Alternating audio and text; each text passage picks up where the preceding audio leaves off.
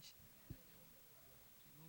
Mukolo na mikisa era kati ate abo baffe tuba tulina obbawagira bawerekera paka gye bagenda bakasuka ekimuli tujja kikwata tukigabira abalala. bakasuka ekimuli aba piisa akikutte Nange nenkiweereza omulala. Kikasika nange. Nja kiweza Karole Kasita ne Feffe Bussi.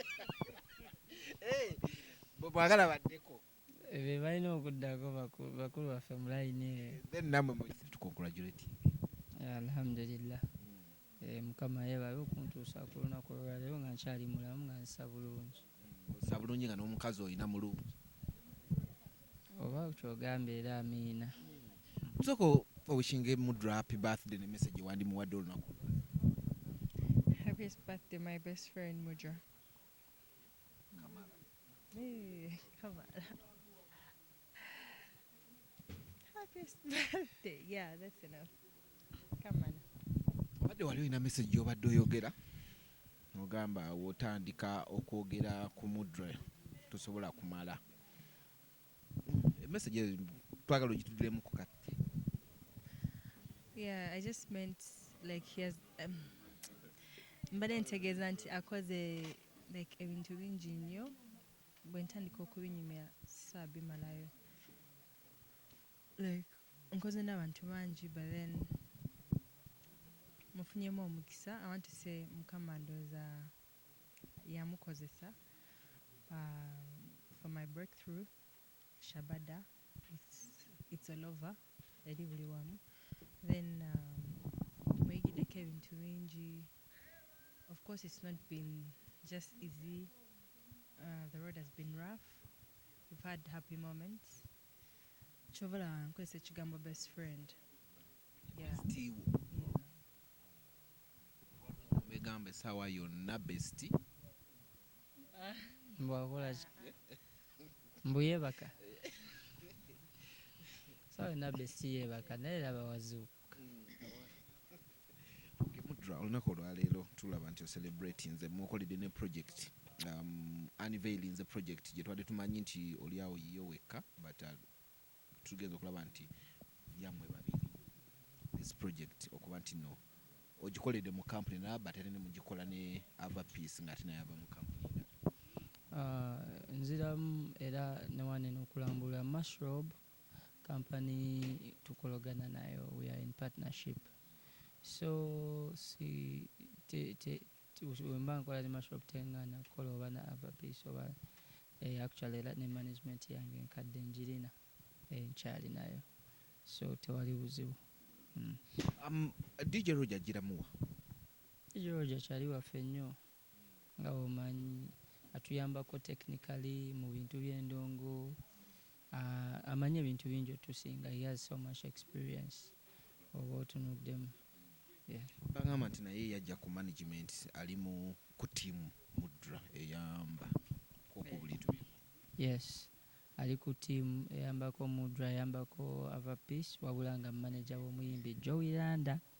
Yes, kati we twogerera ogwa mu management okuli ogwa mu bantu abawerako ogwa mu Mushrobe n'ogwa mu Mudra Nation n'ogwa mu DJ Roger eriyo olyo twali tubavaayo. DCM naye tukologana abantu bana mwegabanya. Waliwo ne Firefly. Mwegabanya obigabanya etyo. Ebeera ngeri gye tukologanamu. Ebeera just ngeri gye tukologanamu ne Mukama okunyamba nti nina abantu abaagala okukologana nange. Tewali kyamaanyi. Tewali era kyogenda laba mbuno kiganyemu mu mbeera bw'etyo oba bw'eti. Buli kimu kiri bulungi. Awenga bana tuba tugenda kikola tyanga muli abantu abo bonna bana. Adi buli omu amanyi wagabana era buli omu bwagabana bwalina okugabana bwagabana bwatyo. Waliwo sijja kwogera bingi naye nga kyekyo. Kati bwe bamala okugabana abana nga ne ava piece akimako paati. Ate kunze ate nze ndi muyimbi we. Mama ndi muyimbi wo. Of course ndi muyimbi we ng'abayimbi wano gamba Mudra muyimbi wange naye nga taninaako share nti no wentunda ekyange ng'atwalako mpozi nga mukwano gwange era wetumala nga tugamba kiki nga kiggwa kiti teri kiki bwekiri okutambula okutuuka wano okuba nti no okuba mpulira abantu abamadde okupraisinga isi yo birthday gyokuziza nga oli mu music abayimbi bazze bangi mwana si kyangu era si byangu nga omanyi ate siri muntu gwe bamanyidde nnyo mu bintu bino bya birthday biki siri muntu nnyo abeera nnyo mu bintu by'okulabisibwa oba okulabisa oba ki naye twasazeewo ne tugamba omanyi tuddize ku bantu mu ngeri ki we do something ghetto era gy'obula awalabewo abaniga bangi kitegeera olw'ensonga nze be bantu bange nga woomanyi otherwise tusazeewo tugamba tuteekewo talent search eyo egenda kuyambako abaana ab'enjawulo okubeera nga bakola ki bafuna platform ez'enjawulo it was the main thing for this one kubanga abakulu abamu badde baagala kunkolera surprise naye nekibeera nga surprise era kati ajja kukola ki kola nakawuliddeko neŋŋamba surprise is fine naye kati am already surprised tugende mu maaso nekiri tugezeeko kintu kye nali nagambako tukikole tukyogereko nkulaba nnyo ku mikolo gya Fangon Forest buli we gubeerayo obeerayo omukulu wa Fangon Forest wano tetumulabyewo buli muntu nga we nagamba buli muntu wa ddembe mu nkola ye n'okusalawo kwe kyobala mukama yatukola ng'abantu tulina osasulira bye twakola kubanga buli omu ategeera era buli omu akola kyaba akoze ki kyaba yagadde so waba tasobodde ali bize asobola obba nga abadde bize oba mu mbeera ki emu oba endala tewali buzibu tobeerawo ng'ogamba nno ogenda kukola kino ofune kino okola kikunyumira so nze mba ngenze ku Fangon Forest mba ngenze kubawagira nga nze nga kinnyumira okuwagira abantu bemmanyi bageto yiti bannange ate naye oba tazze tewali buzibu kubanga bingi ebibatukwata era bingi ebitukwata nange wangi gye nga ate bo bali bazzeeko mu geto search eno nga ggwe ava piece ogenda kukola ki what's your role I don't have a big role, just calling out anyone that is talented yenna ali eyo ajje atwegatteko then maybe nja kwogerako opportunities eziriwo management opportunities then tujja bba tugaba ssente then audio production video production yeah so mainly nze kyange sigenda beera kuba judge yeah so I'm just empowering ofuniramu wa okola geto search eno gwe ogifuniramu I'm reaching out to those that can't help themselves kuba nange nali mbaddeko ku ekyo mweyo position like nga seesobola but then saafuna mukisa ogwo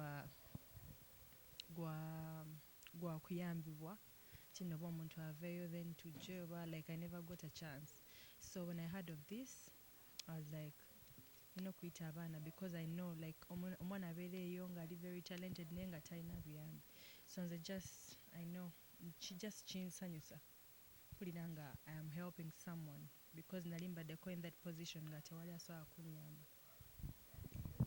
last remarks area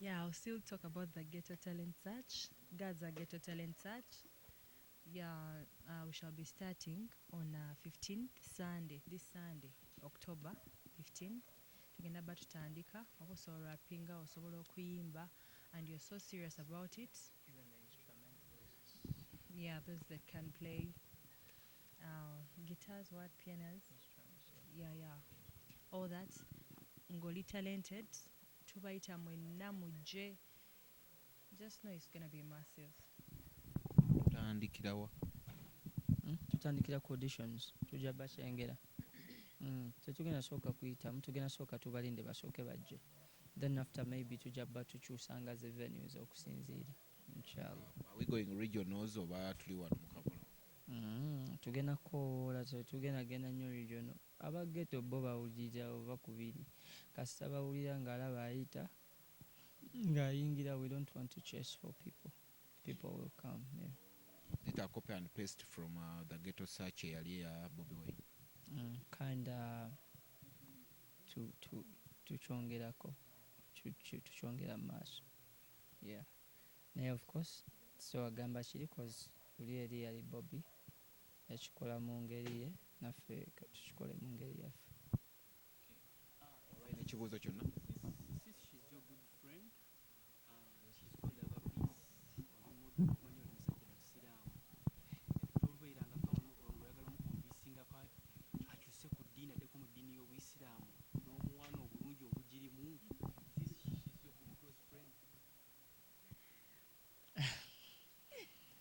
sina bigambo naye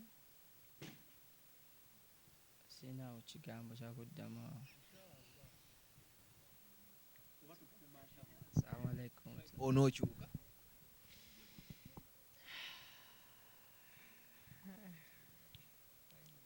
I don't know.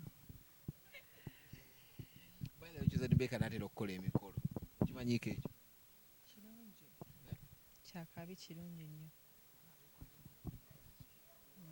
Kirungi. buli mukolo na mikisa era kati ate abo baffe tuba tulina obbawagira bawerekera paka gye bagenda bakasuka ekimuli tujja kikwata tukigabire abalala. bakasuka ekimuli aba piisa akikutte Nange nenkiweereza omulala. Kikasika nange. Nja kiweza karo Kasita ne Feffe Bussi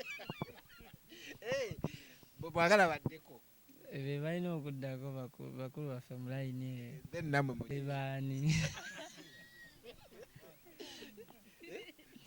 okitegedde omwana ono akyasoma nange nkyeyiya ebintu bitererere sinaku zino nga binaatira inshallah Allah akkirize nawe weyogera ku mukyala